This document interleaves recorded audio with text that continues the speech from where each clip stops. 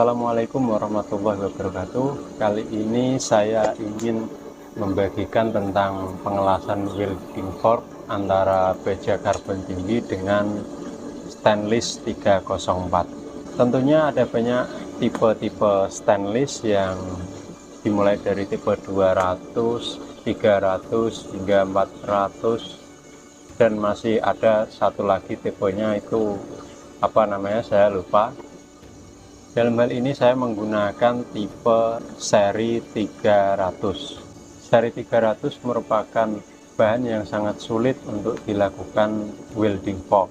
Kenapa? Karena seri 300 itu sendiri dia tidak bisa menempel sempurna dengan magnet. Dalam hal ini yang pertama saya akan menjelaskan tentang beberapa teknik yang bisa dilakukan dalam pengelasan welding fork antara stainless dengan baja karbon tinggi ini. Yang umumnya biasanya di tengah ditaruh plat karbon tinggi, kemudian di pinggir diapit oleh plat stainless. Itu merupakan salah satu cara. Namun masih ada beberapa cara lain yang mungkin di lain video akan saya bahas juga. Melihat di YouTube itu konten-konten yang baik dari dalam negeri ataupun luar negeri itu menampilkan menampilkan cara yang sepertinya itu cara yang sebenarnya dirahasiakan. Jadi untuk itu saya tertarik ingin membahas di sini tanpa ada yang ingin saya tutup-tutupi, dan bila Anda menyimak video ini dengan seksama pasti memungkinkan kemungkinan untuk bisa melakukan pengelasan welding fork stainless ini dengan baik dan benar. Pastinya Anda pernah melihat tentang pisau-pisau stainless yang perpisahan antara baja dengan stainless itu terlihat ada list warna lain yang berbeda.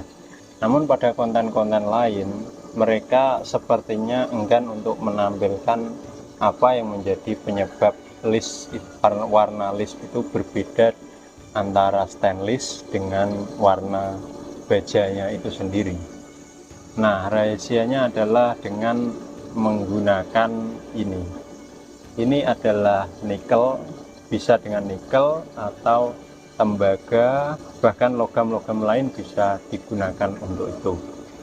Namun kali ini saya hanya berfokus pada penggunaan nikel. Kenapa saya berfokus pada penggunaan nikel itu? Karena nanti berpengaruh pada heat treatmentnya. Karena di sini saya menggunakan stainless 304, jadi untuk langkah awal saya perlu menempanya dulu menjadi berbentuk plat. Kemudian setelah ditempa hingga rata lalu dibersihkan dengan grinding, kemudian ditaruh di tengah-tengah antara perpisahan antara baja dengan stainless, diberi lembaran nikel. Untuk ketebalannya, bila platnya 1 cm, ketebalan plat nikel itu bisa 0,8 sampai minimal 0,5, itu yang saya rekomendasikan. Selanjutnya dilakukan pengelasan hingga tertutup. Usahakan dalam pengelasan ini dilakukan secara sempurna, secara baik, dan berikan pengelasan secara tebal supaya nanti pada saat proses pemijaran bagian yang dilas ini tidak rontok atau tidak bocor ya. Gunakan kawat las, tentunya gunakan kawat las stainless, bisa tipe 308 atau tipe-tipe yang lainnya. Kemudian setelah dipastikan seluruh sambungan pengelasan tadi sudah rata, tertutup sempurna, lalu kemudian kita bakar hingga mencapai suhu memerah. Setelah itu kemudian ditempa. Penempaan ini bertujuan untuk merenggangkan dulu lapisan pasivasi yang ada pada stainless, karena kromium yang teroksidasi itu menimbulkan lapisan pasivasi. Lapisan itulah yang nanti menyulitkan dilakukan pengelasan welding fork. Misalnya ini plat awal ini kisaran 10 cm, nanti merenggang menjadi 12 cm, otomatis lapisan pasivasinya juga ikut meregang dan retak. Dan karena semuanya sudah tertutup, tidak ada oksigen masuk, lapisan pasivasi itu sudah tidak bisa terbentuk lagi. Lalu selanjutnya dipijar. Tentu karena ini pengelasan antara stainless dengan baja, suhu pengelasannya pun juga harus dibedakan ya. Jangan sampai nanti suhunya sampai ke merata itu, sampai meluap bunga apinya itu, nanti hancur nanti malah jadinya. Suhu pengelasan yang tepat itu pastikan antara suhu oranye, suhu warna stainless itu oranye, kemudian naik sedikit menjadi warna putih, dan jangan sampai ada timbul bunga api ya, nanti rusak nanti logam pengelasannya.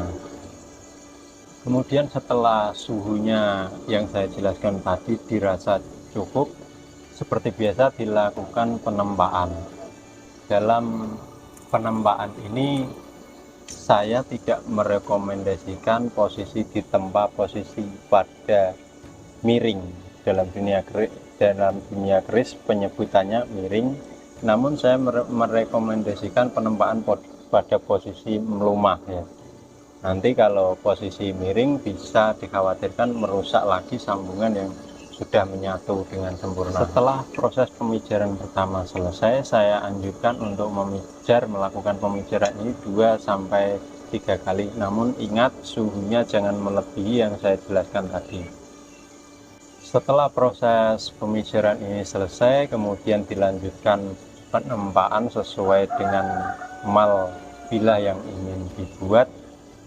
Dan pada proses ini saya berterima kasih kepada teman saya Yudi Istanto yang telah membantu saya dalam proses pembentukan bilah ini dan juga proses heat treatmentnya. Terima kasih Mas Yudi. Kelebihan dari penggunaan nikel saya ini, proses heat treatment ini bisa berani dilakukan dengan air. Tentu mengenai suhunya berpatokan pada suhu heat treatment yang menjadi core-nya itu ya. Dari proses yang saya jelaskan tadi, bila rekan-rekan melakukannya dengan apa yang saya rekomendasikan tadi, saya yakin rekan-rekan bisa membuat perpaduan antara baja karbon tinggi dengan baja stainless. Kenapa sepertinya itu sulit ya, saya rasa karena kita belum mengetahuinya saja. Dan bahkan yang sudah mengetahui pun terlihat seperti merahasiakan pengetahuan ini. Saya berpedoman bahwa bila saya membagikan pengetahuan ini atau pengetahuan yang sudah lama, saya yakin nanti saya akan mendapat pengetahuan yang baru.